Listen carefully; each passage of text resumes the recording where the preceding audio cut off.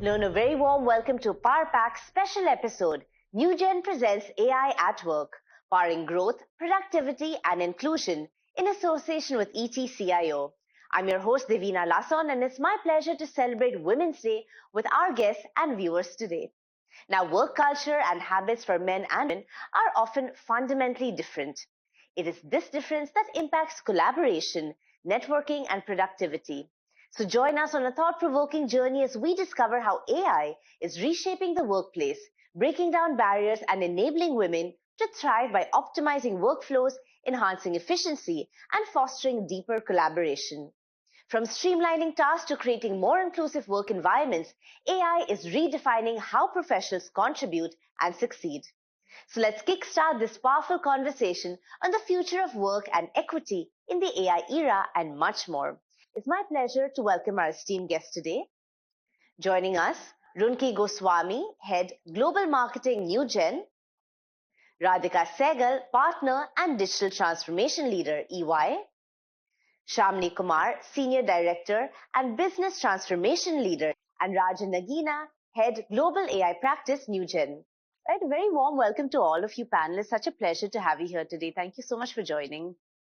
Well, thank you so much for having us here. Runki, if you'd like to kickstart our conversation by telling us a little bit in your experience with, I think, over 2 decades now in the workforce, how have you seen the role of women in the workforce evolve? Have there been any major factors that you've seen in the expanse of your career that's really shifted the way the women show up in the workforce today? Well, back then and today, there's been a huge shift, a paradigm shift, if I can put it that way. In those days when I had started, it was more about being a representation.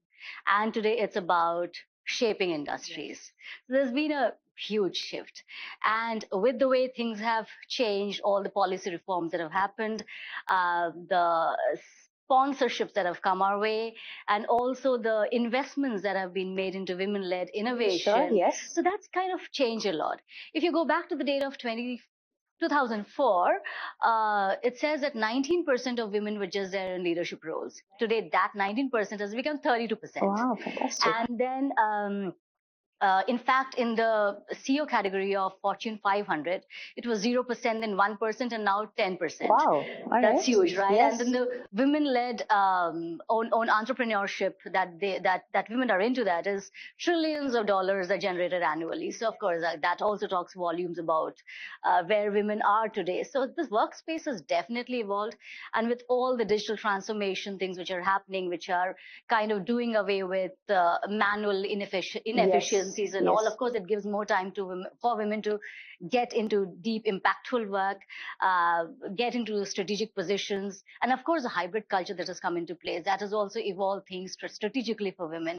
Excellent. I mean, a lot to look forward to, and we're going to deep dive into the tech aspect. But again, before that, Radhika, let's get you in on this. First of all, welcome. Thank you so much. All you ladies looking so lovely in your saris. Thank you. You're looking lovely too. Thank you. Great representation here on Women's Day. So again, from a strong female leader's perspective, what are some of the cultural shifts that you've observed in the expanse of your career? So a few of the examples would be government in India has been very proactive. The entire maternity leave, which is at least 6 months, is a huge thing.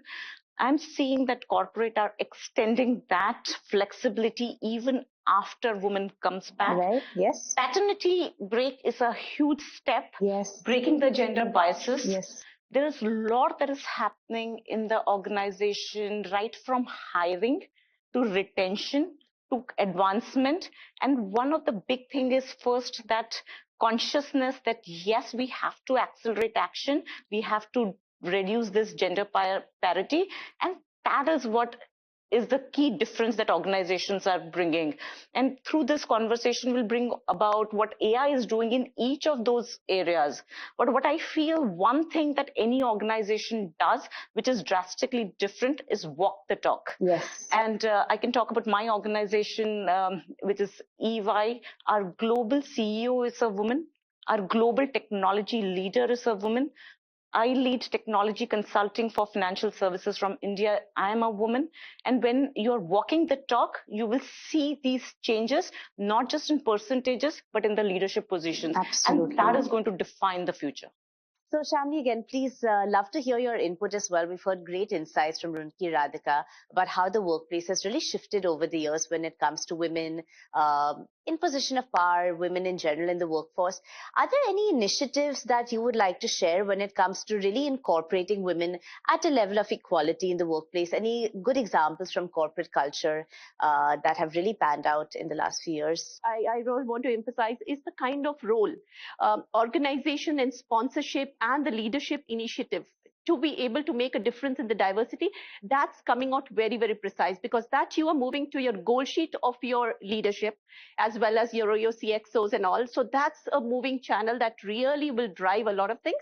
And of course, we are seeing a lot of women leaders in the forefront that will also shape, being role models. It really creates that kind of aura or that kind of impact in the organization when people look up to you as role models and they want to imbibe and get into that, I love this point of role models, right? And this is so much what this panel here is all about. Rajan, this is an excellent time for you to come in now, because of course we're hearing from these wonderful female leaders what it really means to be a leader, female leader in the workplace today.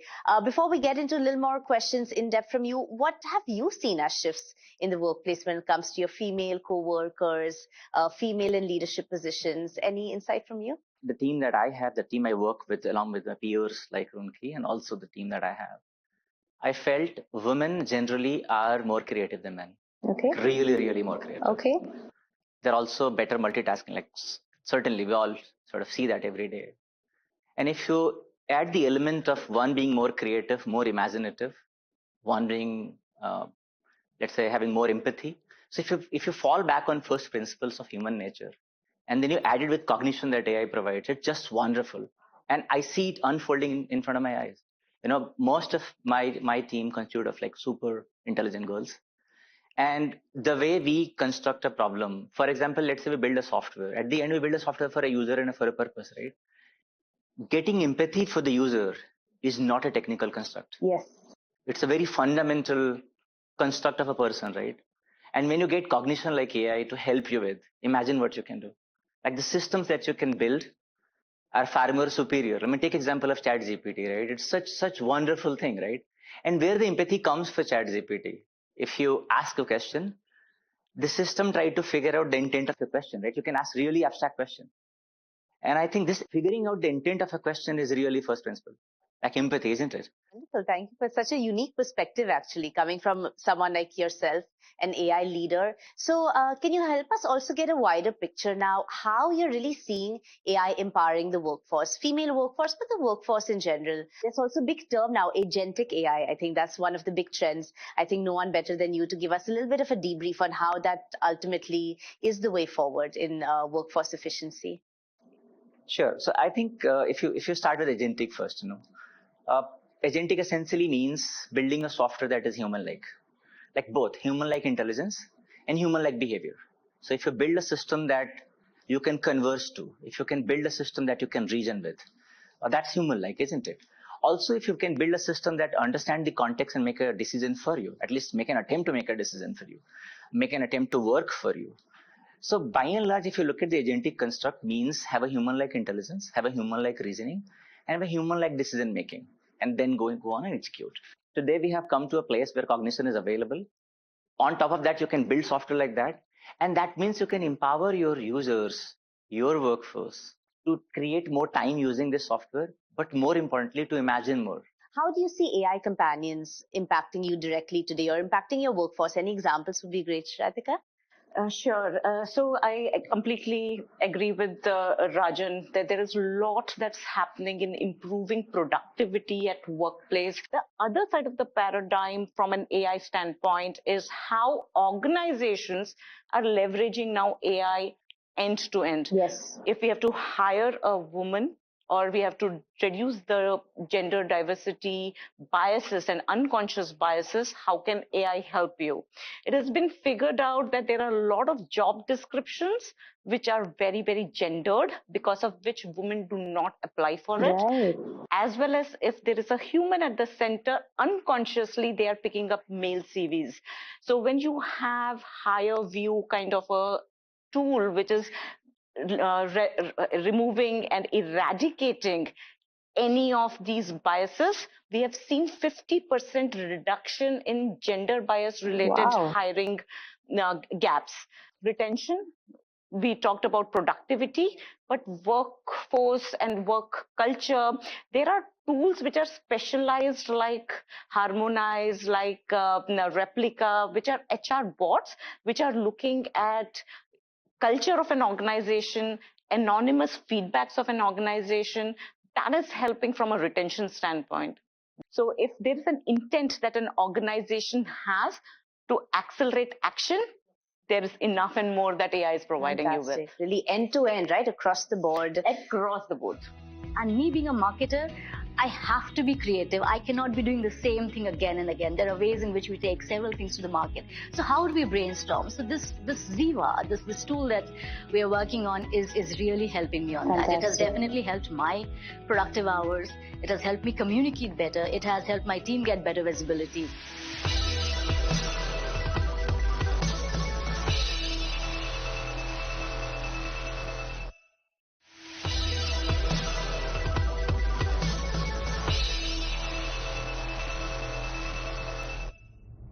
Rumki, yeah, I'd love to get you in here. And of course, as you and Rajan are both leaders at Newgen, and as he indicated, there are tools that you're also using in-house. Probably you've used it yourself, so maybe a little bit of your experience there. Do you really see that workplace transformation that's ultimately really what we're talking about today? Do you really see that being enabled thanks to your current experiences using AI companions? There's this AI companion, and I have been in that testing phase, and I've been working very closely with this team. There was a discussion happening with a senior female leader in our organization who, in spite of being a big meticulous planner, she was juggling, strategic, taking how to handle leadership or to take decisions or, work on high impact work vis-a-vis the unspoken expectations which are always there. So how do you think? And that was a time when we were like, we have to go beyond traditional tools, productivity tools. How do we bring in AI into the realm of work, infuse it with our current systems and see how we can prioritize tasks,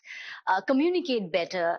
Because this tool or this thing that you're talking about, we've internally named it Ziva. It all depends on Rajan what he names it later, but we're calling it Ziva. It's like giving us some kind of a life over there. So it's really interesting. So what it does, it not only helps us to optimize our work days, but it also helps us communicate better. It helps us prioritize our tasks. It actually tells us, these are the things which you've been working on for so many number of hours, for these many number of days. So this is what has actually happened now, but you can leave it aside, take on the other task. This is what is pending. And the way it compiles everything in the blog format or a communication way, it communicates it to the entire team. I can just send out notes anywhere and everywhere to whoever I want to do.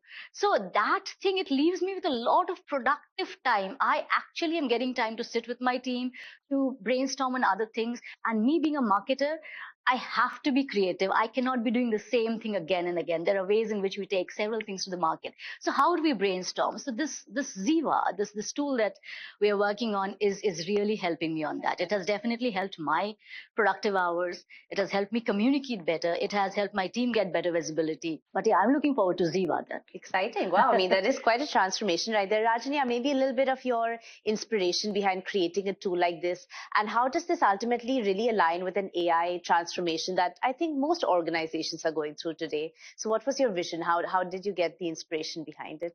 I think fundamentally inspiration lies on only trying to solve two fundamental things. One is time. Can you create more time? And second is visibility. Can you create more visibility fundamentally to inspire more? As Radhika spoke about recency bias, right? During the promotion time, girls may not be able to go out as much as boys, and hence may not be able to promote themselves as much as needed, even if they may have worked as much or more. How do you eliminate the recency bias, and how do you create more time? That's the two pillars of Jiva that we are building. And the way it looks at is essentially a work companion that looks at all the work touch points that you have. For example, Slack is one of the work touch point. Email is certainly one of the work touch point. Your calls that happen, let's say on Zoom or on Teams or on Google Meet, wherever, it's a touch point. The offline meetings that you do is a touch point. All of this creates enough information about you and about the work you're doing. Now, Jiva sort of looks at all this and then I just say human-like software, you can talk to Jiva. And Jiva sort of tries to understand what you're trying to ask for and solves for you if possible. If not, then at least make an attempt to solve for you. The other is essentially celebrating your work in a way that you can say, oh, can you create me a story on the work that I have done last week? Like, really, can you write something about my style of working? I have just solved this very complex technology problem, and you have looked at it. You have also know my Confluence page. You also know what things I have worked on. Can you create a small artifact out of it? These artifacts are not just there to sort of remove the recency bias, but more often than not to create more deeper collaboration, because we get inspired by others, isn't it? I mean, if you look at what awesome work, you certainly get inspired by other people. It's just that there aren't many places where, like, we look up to really, really senior people, but not our peers, who more often than not does more inspiring work than anybody else. As Runke said, it's the initial sort of the rolling out. We're doing a beta testing, but our initial users are like really super happy. Sometimes Jiva also hallucinates, but I think being so wonderful sees it's sort of we are sort of letting it go for the moment. But as time progresses, it's going to be like work companion is a reality, whether it comes from like wherever you simply cognition and the companionship is a reality, and I think we sort of very, very focused and invested in this. So, ladies, we're talking so much, of course, about the integration of AI and how it's going to elevate us on many fronts. Shamli, how do you see businesses approaching, again, on a cultural level, this aspect of really integrating AI in everything that you do? Because surely this is a cultural shift we're going through right now at the moment. So how can businesses really ensure that they are future ready to embrace AI and everything it has to offer, from platforms like Ziva to all the other tools out there? How can businesses ensure that they are ready to take all of this innovation and transformation that we are going through right now? So for the enterprise and for the business, I think AI has to be core to the business. I think that's the fundamental. No second thoughts about it, because if you're not doing it, you're going to be left behind. So which means that you have to augment that core of AI along with a human-centric approach. I think that would be the most ideal way, because you spoke about empathizing, understanding, collaboration, all of that go hand. And so which means you will have to integrate AI in a very seamless manner across your core business functions. Along with it, there are some aspects of networking that culturally you would change in terms of having a peer group, network peer group, I would say. And of course, within the industry, you look at a more focused approach of having some STEM focused aspects that you can bring in. For example, women-led technology interventions that you would do to enable more women in cybersecurity as a space, in consulting. We haven't seen too much of women get in, right? So those are the areas that you can emphasize and have a cultural shift, consciously taking into direction of those themes that you would want to do. Wonderful. And so on the flip side, if organizations are not yet ready and not yet geared up to embrace AI and all that it has to offer today, what are some of the opportunities you think that an organization, this is ladies for all of you, what are some of the opportunities that the business stands to lose as a result of not yet being tech-enabled, AI-enabled? Businesses and the business models are completely getting disrupted like never before. And if we don't disrupt ourselves, somebody else will. So right from how you are looking at customers who need hyper personalized data, here and now services, and a lot of this can be achieved only through automations powered by AI and Gen AI, to how you are optimizing your entire workflow, to how you are giving internal satisfaction to your employees, to how you're giving the throughput. All of that together will be a very important element to look at. And if we are not doing, somebody else is coming and disrupting us. Absolutely. Wonderful. Runki? Well, if an organization really wants AI to be productive, one thing I feel is that they have to stop treating AIs in silo. They have to embed it in their work. workplace or workflows. It cannot be just that's one tool over there, or it's just like an afterthought. It doesn't work like that. So AI has to be a part of the workflows over there. The company has to, or the organization rather, has to work on use cases, such as high impact work, identify the high impact use cases, which will actually do away with inefficiencies. The companies have to make themselves data ready, because AI is as good as the data can get. And then, of course, the human AI intervention, or the human AI orchestration that happens. So what happens is that if you're working on all these three elements, and if you've made AI your integral thing, it's AI native now, then it's actually you see things changing. Otherwise, just in a silo environment where it's just an afterthought, I don't think it's going to help.